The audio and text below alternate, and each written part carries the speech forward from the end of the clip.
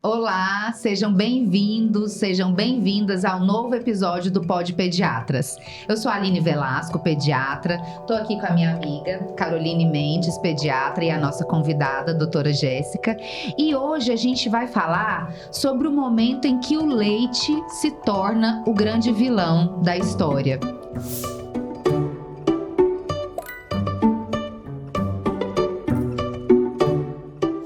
Quando as famílias são acometidas pela APLV, que é a alergia da proteína do leite de vaca, a gente sabe que surge muita aflição em torno desse assunto, muitas preocupações, muitas dúvidas. Os pais, as mães ficam inseguros e muitas das vezes a orientação não totalmente fidedigna, não totalmente científica, pode acabar confundindo essas famílias em relação ao diagnóstico e ao tratamento. Então, foi por isso que a gente trouxe aqui hoje uma especialista em gastropediatria, a doutora Jéssica Alves, e ela vai se apresentar para vocês. Olá, meu nome é Jéssica, é um prazer estar aqui, né? Eu sou gastropediatra e hepatologista. Fiz residência de pediatria e de gastropediatria, sou formada pela Unesp de Botucatu e lá eu fiz toda a minha formação. É um prazer estar aqui com vocês, conversando sobre uma coisa tão importante, tão frequente, né, nas vidas de tantas famílias aí. Prazer é todo nosso, Jéssica. E para começar, a gente quer saber de você o que é, e as mamães, os papais que estão nos assistindo, o que é a PLV? A PLV é a sigla, né, que a gente usa para alergia à proteína do leite de vaca. Então, muitos falam APLV, mas a APLV é um nome grandão, genérico. E aí, a gente tem que trazer algumas coisas aqui para as famílias entenderem o que é uma alergia. Porque dá muito a sensação de que todo mundo sabe o que é uma alergia. Mas a alergia não é eu tomei o leite e o meu menino passou mal, sentiu mal, então isso é alergia.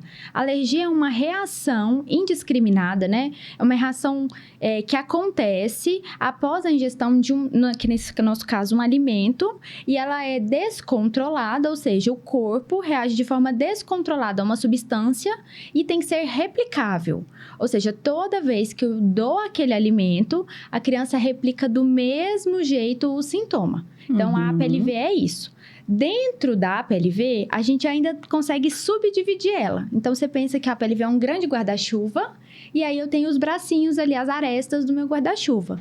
E eu ainda tenho as reações IgE mediada, não IgE mediada e mistas. E aí, o importante da gente separar isso aqui, apesar de ser muito técnico, né? São termos muito técnicos que eu tô falando aqui. Às vezes a família fala, mas do que isso me interessa?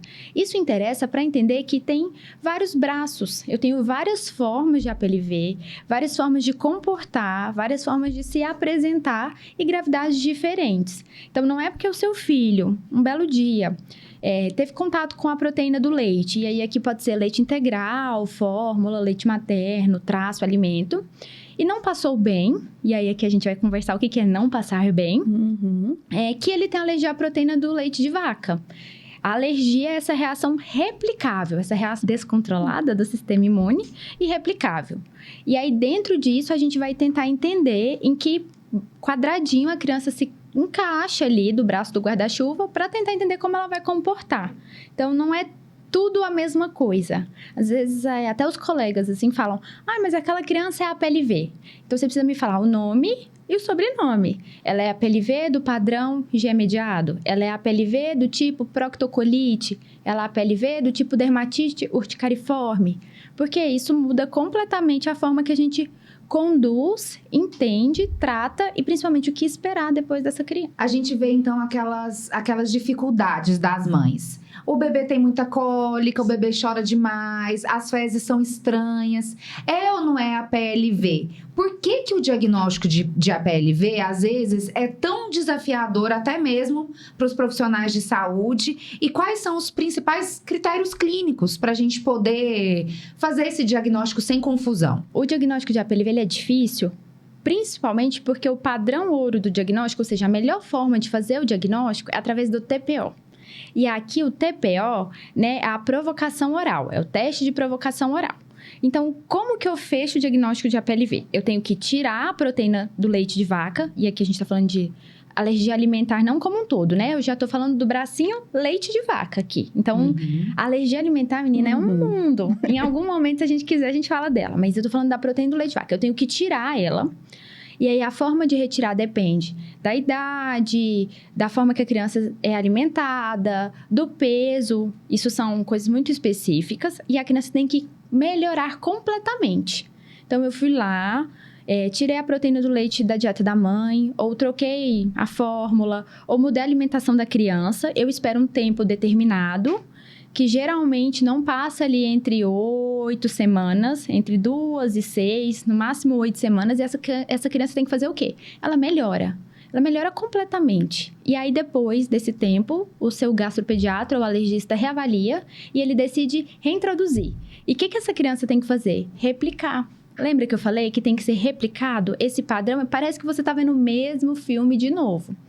E aí que mora o problema, principalmente na cólica, por exemplo. Porque a cólica, a manifestação inicial dela é o choro.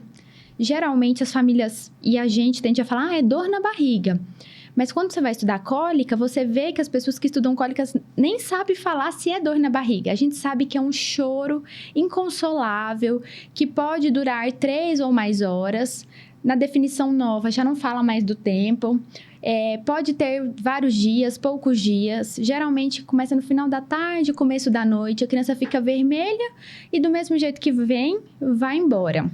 Então, esse é o X da questão. E uma criança, ela chora por N motivos. Sim. Ela pode chorar porque ela quer se comunicar. Ela pode chorar porque ela tá com dor. Ela pode chorar porque ela tá com fome.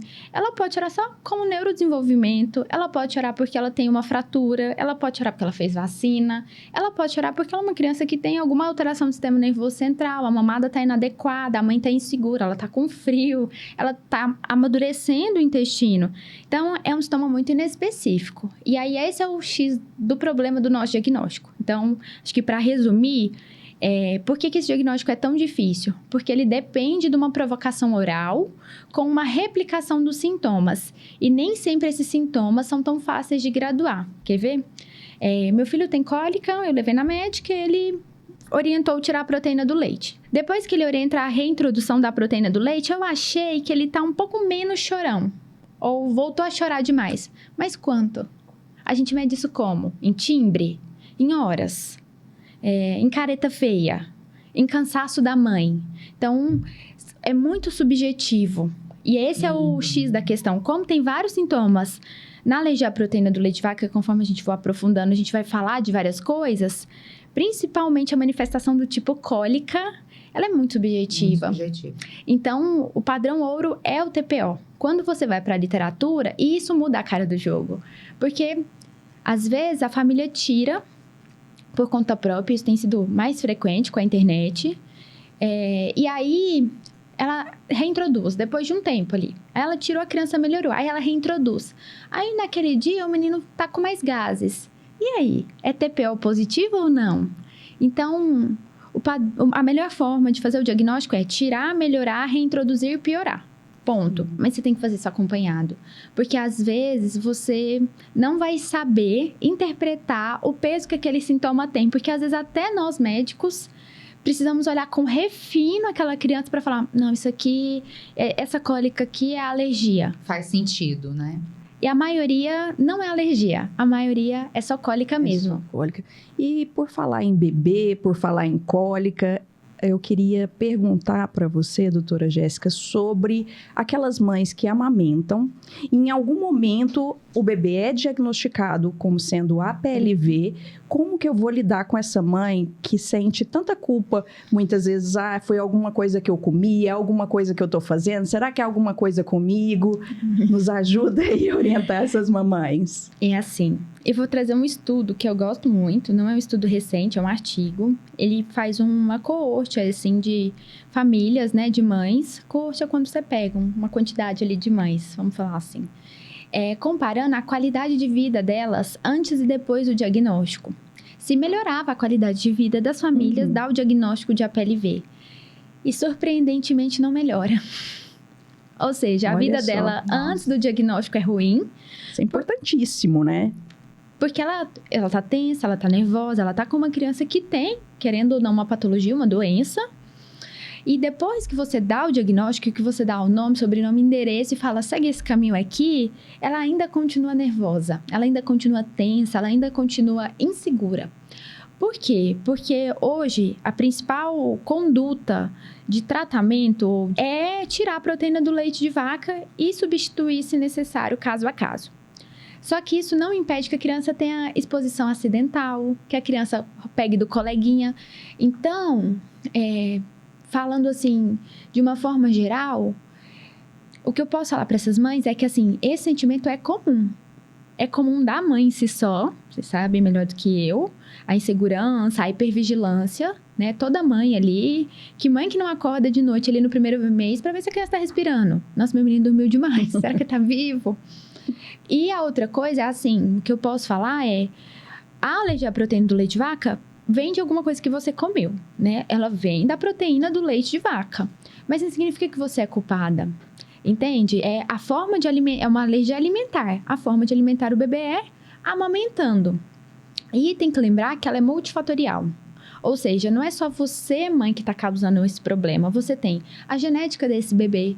E essa genética é construída pelo pai, pela mãe e por toda uma história familiar. Então, o vô tem rinite, a mãe tem asma, o fulano teve alergia, o outro pai tem alergia na pele. Pelo que essa criança passou, ele foi prematuro, ele precisou tomar leite lá no berçário, a mãe tem cirurgia na mama e o leite não desceu, ele tomou antibiótico. Então, o amamentar com passar a proteína é só a via final do problema. Todas as mães amamentam e passam a proteína do leite de vaca via o leite materno. E isso é um mecanismo importantíssimo para amadurecer o sistema imune da criança. Ou seja, vai ensinando ele aos pouquinhos, de uma forma gentil, que a proteína do leite de vaca não é um agressor, ela vai fazer parte da vida da criança. Aí a pessoa pode falar assim, mas o meu filho não vai tomar leite de vaca. Aqui em casa nós vamos ser veganos, mas ele vai ser exposto ao leite de vaca em algum momento. Seja um traço, seja um cosmético, seja... Foi lavar uma colher, alguém passou na pele dele, ele foi na escola. Então, assim, em algum momento, em pequena ou grande quantidade, você vai ser exposto à proteína do leite. Mesmo que você não tome um copão de leite. Então, a mensagem que eu acho que eu tenho que deixar para as mães é assim... Você é só a via final do problema, porque você aleita essa criança. Mas olha que interessante, você também pode ser a solução. Porque você é a via final. Então, se a gente vai tratar a PLV nesses pequenininhos, geralmente a terapêutica é mexer na dieta da mãe. Então, ela também pode ajudar. Mas uma coisa que eu tenho que falar, né? Não significa que isso vai ser fácil. Porque você pode ter escape, você tem quadros mais graves. Então, a mãe aqui, ela precisa se ver como um meio. Ela é um meio de auxílio da criança, um meio de nutrição da criança, mas ela não é culpada. Colocar a culpa em cima de uma pessoa, nesse caso, é muito injusto. Pesado. Porque é multifatorial, entende? Se eu trocasse essa mãe, vamos supor assim, eu tenho a mesma criança e trocasse a mãe, vamos supor que eu posso fazer isso. Talvez ela continuaria sendo alérgica do mesmo jeito, porque não é só a mãe que contribui, eu tenho o contexto daquela criança todinha. Então, eu entendo que vocês sentem culpa, é inerente.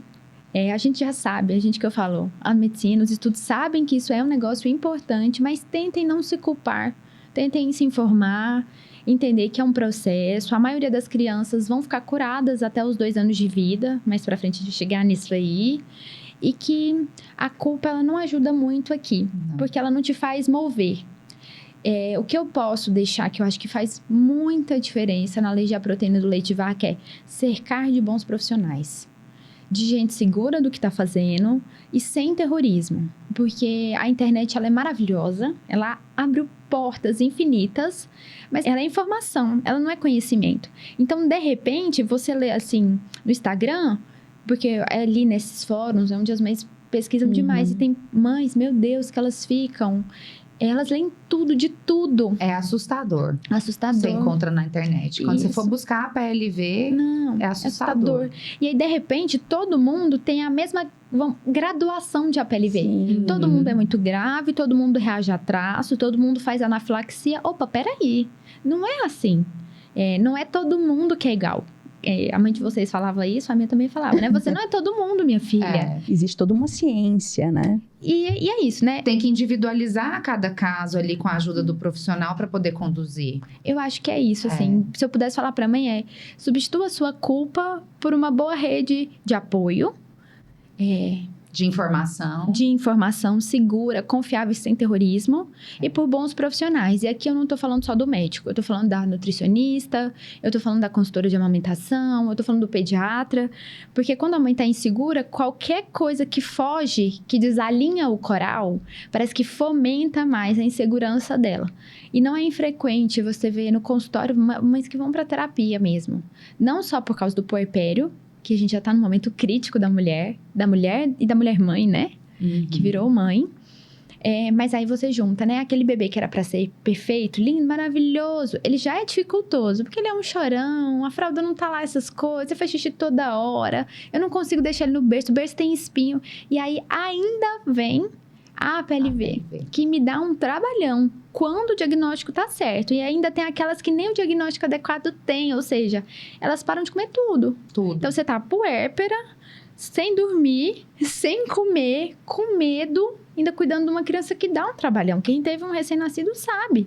É trabalho 24/7, assim. É escala, o pessoal falando como é que é da escala 6/1, é escala 7/7. Não acaba.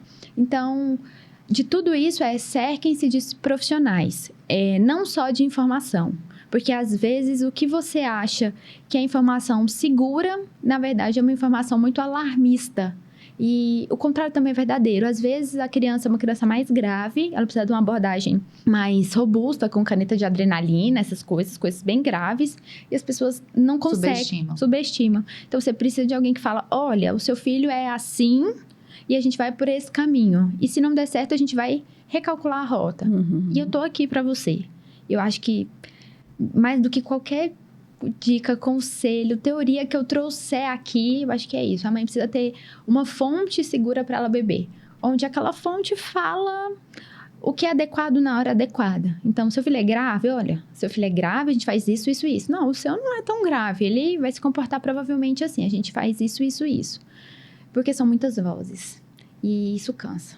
Quando chega, então, aquela fase da introdução alimentar, porque enquanto tá ali dependendo só da mãe, às vezes do aleitamento, ou do aleitamento por fórmula, que você consegue manter a criança naquela fórmula apropriada, ainda você tem um certo controle.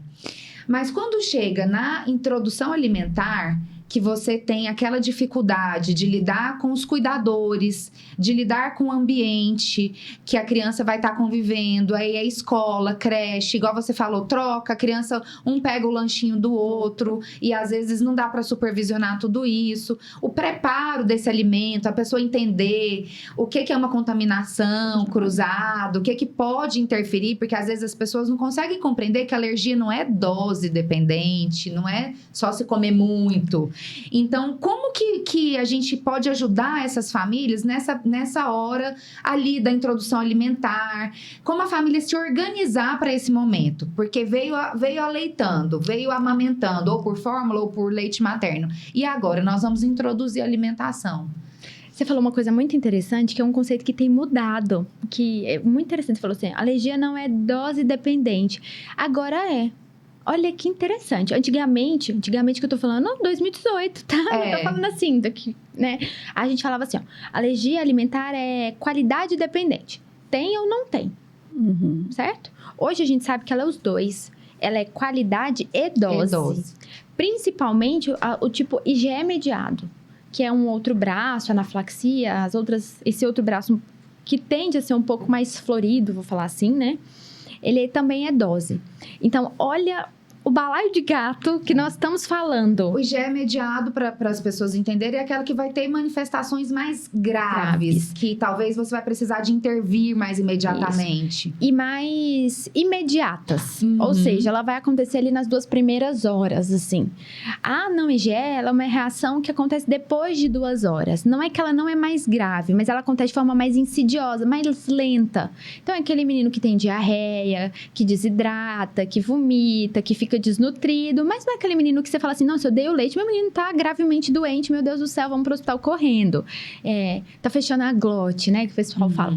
Então, tem isso. Mas isso é muito interessante, porque antes a gente falava assim, não, tem que tirar tudo, não pode ter o traço. Depende. Na manifestação, por exemplo, a proctocolite, às vezes a criança tolera traço. Então, até isso tem mudado.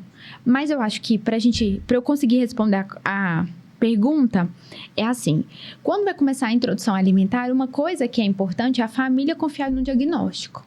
E quem que eu quero dizer a família? A mãe, o pai, os avós, os cuidadores da criança, o pessoal que tem contato. Não é infrequente, a criança quando ela começa a comer, isso é instintivo, né, evolutivo, ela faz atos que mostram que ela está pronta, mas esses atos interagem com o cuidador. Você abre a boca, ele abre a boca. Você leva a comida na boca, ele leva com você. E ele fica te olhando, né? Ele te encara. Para quê? Para você, como cuidador, dar comida para ele, né? O ser humano é um animal inteligentíssimo, né? Racional, mas tem comportamentos inteligentíssimos. E isso persuade as pessoas a quererem dar comida para um bebê. Quem faz consultório, sabe? Vai dando ali 4 meses e meio, 5 meses, menina, é um aperto pra segurar sem dar comida. Não, mas ele quer. Ele puxa a colher. Ele tá me olhando. Ele abre a boca. E ele tá mesmo. Por quê? Porque ele tá se preparando pra comer. Não significa que ele tá pronto, mas ele faz isso pra que lá, quando ele tiver 6 meses, o cuidador dele fala, opa, peraí, esse menino tem que comer. Porque senão você vai, né, sai o limite. Isso é um problema.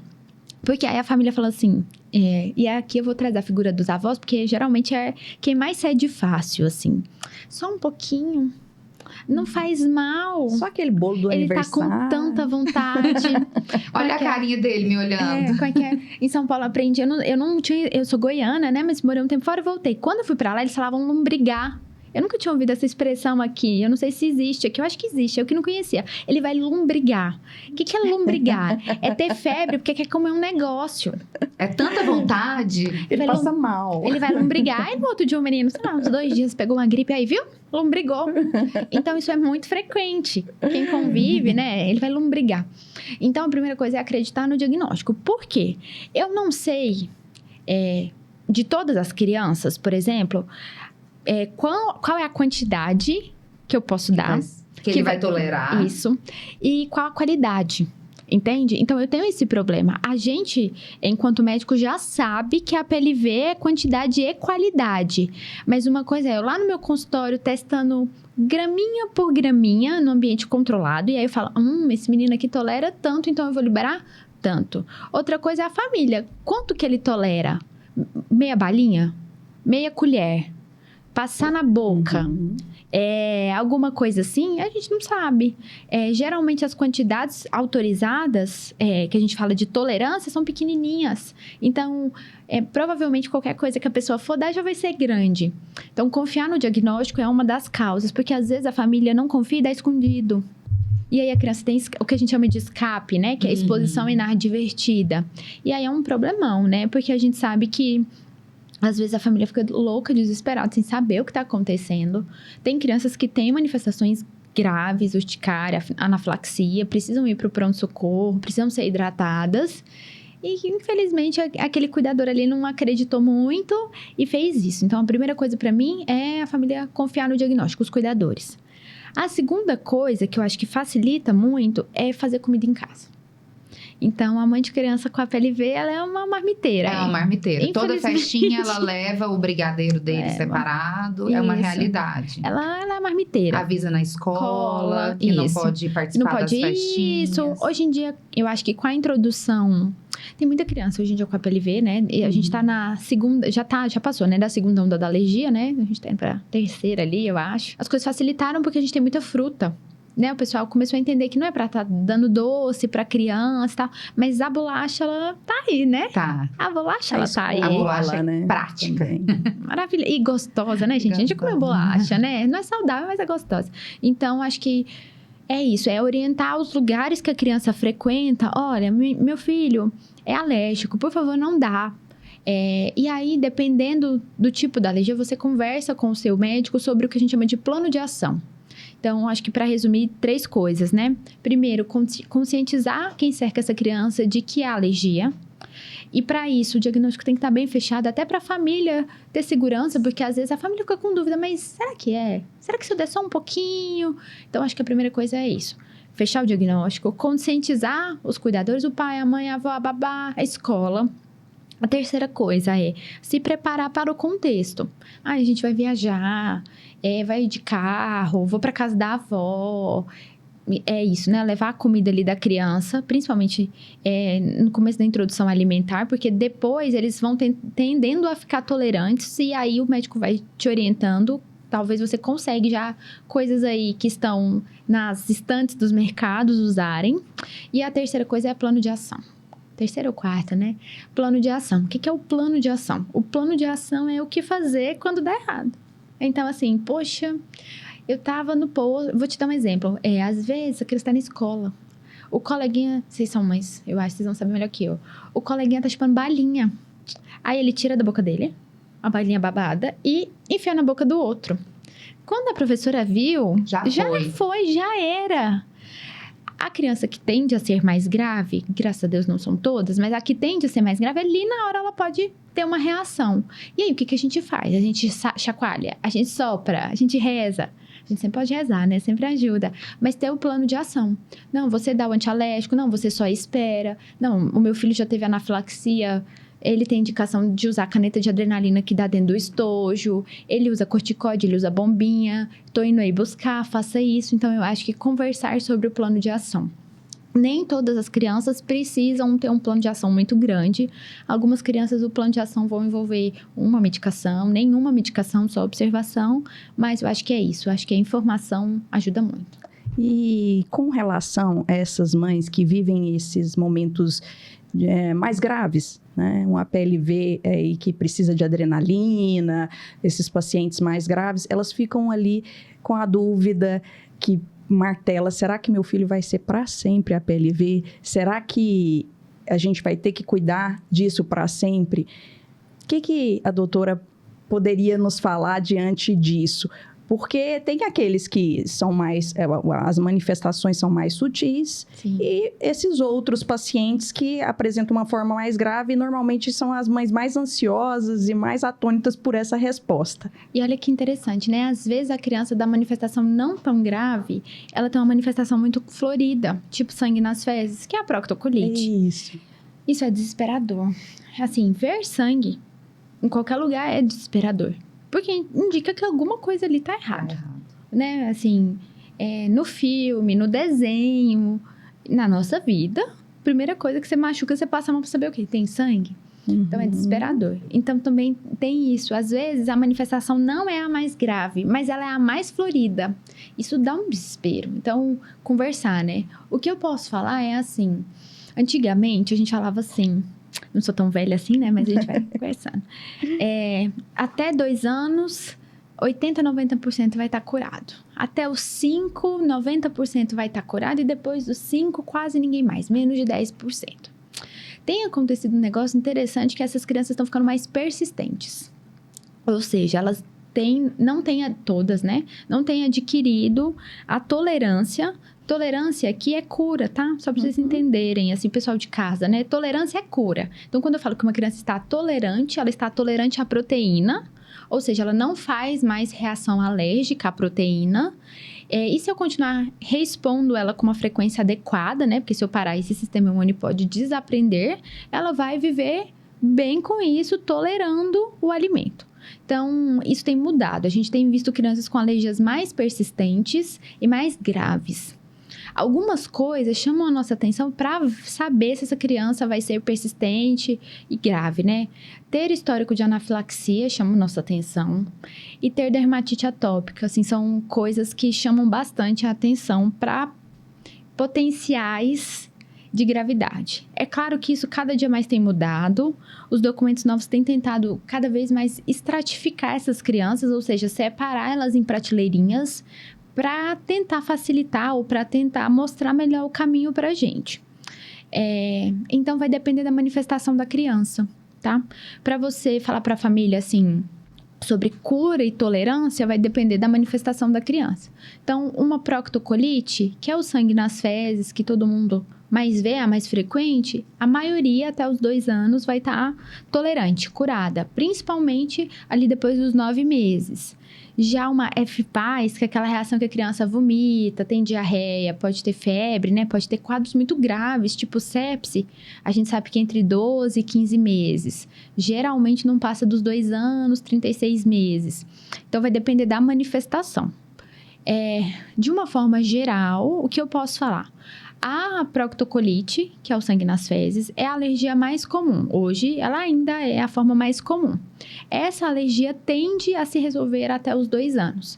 Então, a maioria ali das crianças, mais do que 50%, vai se resolver até os 2 anos. Quem que a gente preocupa? Quem está fugindo disso.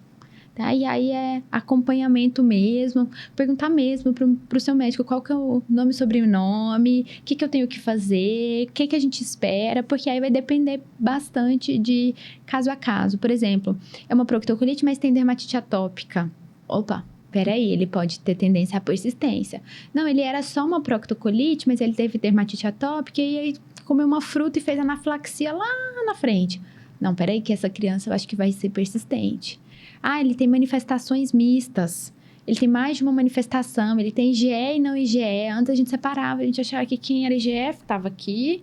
Quem era não IgE estava aqui. Quem era misto estava aqui no meio. Hoje a gente já está vendo diferente. O menino era uma proctocolite. Aí ele envelheceu. Ele tinha uma dermatite atópica. De repente, ele está fazendo a marcha atópica dele, mas ele fez uma alergia oral. E você fala... Mas que baile é esse aqui que eu tô vivendo? É muito individualizado, né? E aquela coisa, né? O sistema imune... A primeira descrição de alergia alimentar é de 1902, se eu não me engano, é do austríaco. A gente tinha muita ideia de que o sistema imune é uma coisa estática, sabe? Assim, como se as células não estivessem o tempo todo conversando, e elas estão. Então, hoje a gente entende que o negócio é muito mais dinâmico. Sabe quando você entra no metrô? Que tem gente entrando, gente saindo, gente mudando de linha. Isso está acontecendo o tempo todo. Então, tem que ver a manifestação. Foi muito, muito, muito esclarecedor, Jéssica. Eu achei que você trouxe de uma forma clara para as pessoas entenderem os riscos, a necessidade de estar alerta sem estar alarmado. Isso. E a necessidade de buscar profissionais que te tragam segurança. Justamente, a gente pode ter apoio nas redes, informação nas redes, mas é importante a gente ter um profissional que traga segurança, porque as mães se sentem muito vulneráveis. Tem toda essa questão dos cuidados envolvidos, da culpa materna, do medo. Tem gente que troca a cozinha inteira. Troca todos os utensílios. A bucha, às vezes, até vai, porque a bucha é um lugar poroso, então às vezes fica resíduo. Então, não é pela bucha em si, mas é a dificuldade que a gente tem em limpar a bucha, por exemplo. Quando você limpa uma vasilha ali de leite, você sabe, né? Que é difícil mesmo. Mas é um negócio tão extremo que tem famílias que a mãe chega falando: eu tenho que trocar mesmo a minha cozinha inteira? Eu tenho que trocar mesmo todos os meus cosméticos? E a resposta é não. Provavelmente não. Dependendo da manifestação do seu filho, até traço talvez ele possa ter aí. As coisas têm mudado tanto que a Sociedade Europeia, acho que foi o ano passado ou retrasado, lançou um documento falando que na proctocolite, que é essa manifestação que a gente fala como mais simples, né? Isso até tem sido discutido, mas hoje ela ainda é o cargo-chefe de entrada, vamos falar assim, mais tranquilo. Talvez a gente tolere um pouco de sangramento, se o diagnóstico estiver seguro. Por quê? Esse negócio estava ficando tão sério que as crianças estavam sendo tiradas do seio. Porque é aquela coisa, sangra um pouquinho, eu tô na dieta, o que eu furei? O que eu comi de errado? Não acha, às vezes. E a gente que tá na emergência, é o que mais aparece pra gente. É criança que tá sangrando e é a PLV. E a mãe fica desesperada. E médicos ficam desesperados, imaginando, de repente, uma intuscepção, alguma coisa aí mais grave. E aí, elas estavam ficando sem leite materno. E a gente sabe que o alimento mais rico, completo, na maior parte dos casos, eu não vou falar todos, porque a gente sabe que existem as raridades, é o leite materno. Então, até isso tem mudado, sabe? Será que a gente vai tolerar um pouquinho de sangramento naquela criança que eu não tenho dúvida? Porque também tem a criança que você tem dúvida. Você foi lá, excluiu, a criança não melhorou. Ela continua sangrando. Opa, então peraí. O TPO, ela nem teve a parte da melhora. Então, eu não posso considerar reexpor essa criança. Então, o diagnóstico é outro.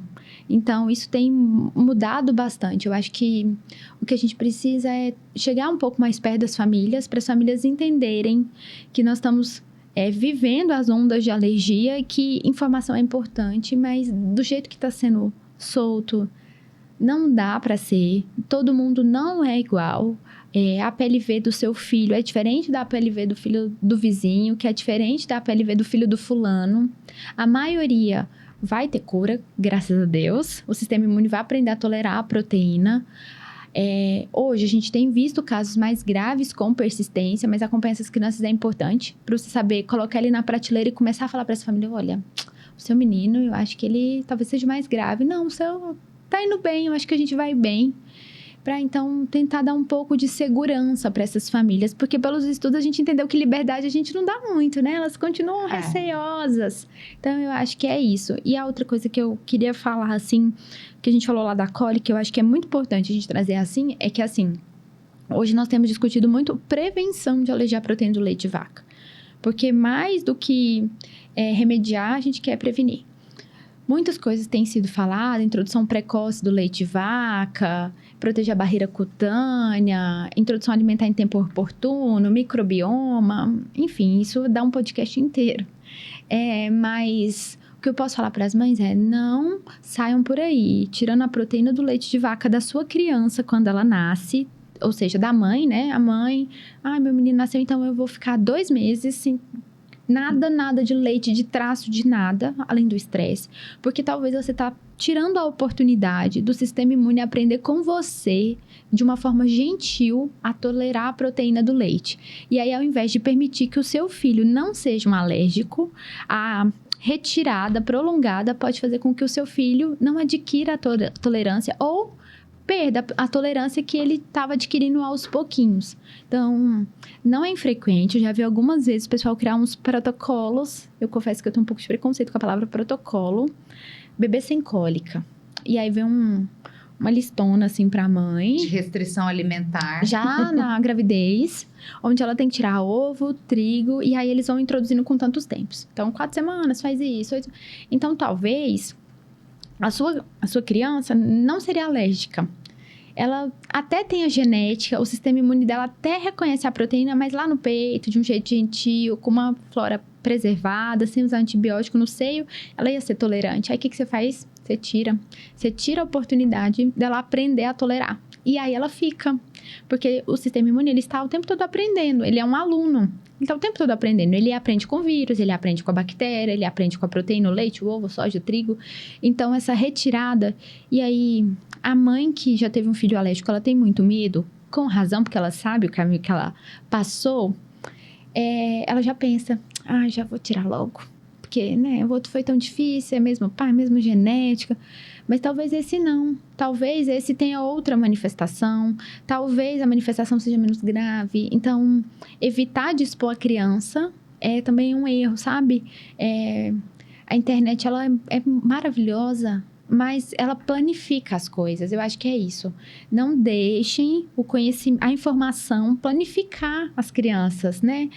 Cada criança é um mundo, né? Eu falo muito isso, né? Cada criança é um mundo. A gente lê o livro, mas o que a gente vê ali na nossa frente é um ser humano que está em pleno desenvolvimento. E aquilo é um mundo. Então, a internet tenta planificar demais essas famílias e essas condutas, e eu acho que esse não é o caminho. O melhor caminho hoje para alergia alimentar é individualizar. A que nível? Ao melhor nível que a gente puder. A ponto de eu poder saber o plano de ação do seu filho, saber o que ele já teve, poder te orientar e falar, olha, eu acho que mais ou menos aqui ele tolera. E aí a gente faz um TPO, uma provocação oral, ou de tolerância, ou de diagnóstico, né? Tem essa diferença também. E ali a gente fez o diagnóstico ou permite a introdução da proteína com segurança. Mas, para as crianças que não toleram, o que a gente faz, né? Com quem não tolera? Chego lá nos 2, meu menino ainda faz, sei lá, urticária com leite. A gente sabe que já tem protocolos, principalmente para o braço IgE. Para o não IgE já também tem, de dessensibilização. Então, a gente consegue, caso a caso, avaliando, ensinar com pequenas quantidades de leite. Aqui eu tô falando muito pequenas, 1 para 1 milhão, 1 para 100 mil, 10 mil, esse sistema imune aos poucos. Mas essas crianças ainda são a minoria. Elas têm aumentado. a gente já não pode falar mais assim com tanta tranquilidade, sabe? Mas elas ainda são a minoria. Então, para quem não tolera, mesmo assim, ainda há esperança. Há esperança. Há esperança. Jéssica, que aula. Que aula linda, que Muito. aprendizado pra gente como pediatra. Aula Muito de milhões. importante. Muito importante pra gente estar trazendo isso para os nossos pacientes. Porque nós, normalmente, somos a porta de entrada desse paciente na puericultura. Antes dele chegar até você, ele passa normalmente pelo pediatra. E é muito, muito válido que os profissionais da saúde também, não apenas as mães, os pais, mas os nossos colegas médicos, pediatras, tenham a oportunidade de ter acesso a conhecimentos assim, de tanta qualidade, de tão alto nível. Então, a gente, em nome do Pod Pediatras, a gente te agradece muito, porque eu tenho certeza que muitas famílias vão ser verdadeiramente contempladas com essa mensagem que você trouxe pra gente. Eu que agradeço o convite, né? É um prazer estar aqui. Eu gosto muito desse universo de gastropediatria, alergia e afins, né? Quem convive comigo sabe que eu vivo falando e, né, Que bom, explicando. que bom. Então é um prazer, assim, falar desse tema e mostrar para as pessoas que o bicho-papão, ele tem luz. Ou seja, ele tá lá no canto, mas a gente consegue ligar a luz e enxergar ele para saber se ele é tão papão, se ele é grandão, ou se ele é um bicho-papinho, entendeu? Se ele é pequenininho. Então, eu acho que a gente tá aqui para jogar a luz para as famílias. E aí, a ideia não é fazer com que a família se conduza sozinha. Isso é injusto. A ideia é fazer com que a família caminhe junto com você. E aí, você vai jogando a luz no bicho-papão e falando, olha, meu filho, vamos ali no armário, que esse bicho-papão não tá aí, não. Ou, não, eu acho que ele tá. Vamos nos proteger, vamos nos fortalecer para a gente saber encarar ele da forma adequada. Porque ficar lutando uma batalha anos e anos sozinha é cansativo, gente. Cansativo. E o sucesso não vai ser tanto, não vai ser alcançável como quando você tem apoio. Você tem que saber o momento de oportunidade, né? Qual que é a oportunidade que eu não posso perder? E aí que a gente pode falar depois sobre janela imunológica, que é maravilhoso de conversar. Mas, por exemplo, como é que funciona a janela imunológica da criança com a PLV? É uma coisa que tem que ser dita. Funciona para tudo? Entende? Então tá, tem 9 meses a janela imunológica. Eu reexponho minha criança a leite agora. Para a PLV no leite, né? No momento leite, que eu quero dizer, né? A PLV é leite, mas no momento leite, não é isso que define. O que define é o TPO de tolerância, como ele vai e as outras coisas. As outras coisas estão permitidas. Então, olha que interessante, a janela imunológica, ela também tem a abinha dela. Tem hora que eu abro ela para um braço e falo, leite aqui não, mas o resto pode. Tem hora que eu fecho ela tudo e falo, não, peraí, deixa eu avaliar seu filho para ver se ele pode castanha, para ver se ele pode ovo, para ver se ele pode outras coisas. Então, também tem isso. Eu acho que a gente precisa caminhar junto. Sozinho, esse caminho é puxado.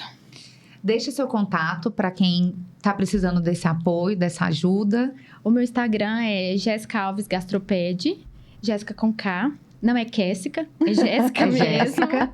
Lá eu falo assim, apareço, a gente conversa sobre vários assuntos e vai ser um prazer conversar com vocês. E sempre que precisarem, né? Tô no consultório para vocês. E a gente tá por aí na vida sempre, conversando sobre esse assunto, que é um prazer. Obrigada, Imagina. Viu? E para vocês que estão nos assistindo, esse foi mais um episódio do Pod Pediatras. A gente agradece por vocês estarem aqui. E para quem ainda não se inscreveu, aproveita e se inscreva no canal para ter acesso a todo esse conteúdo de qualidade.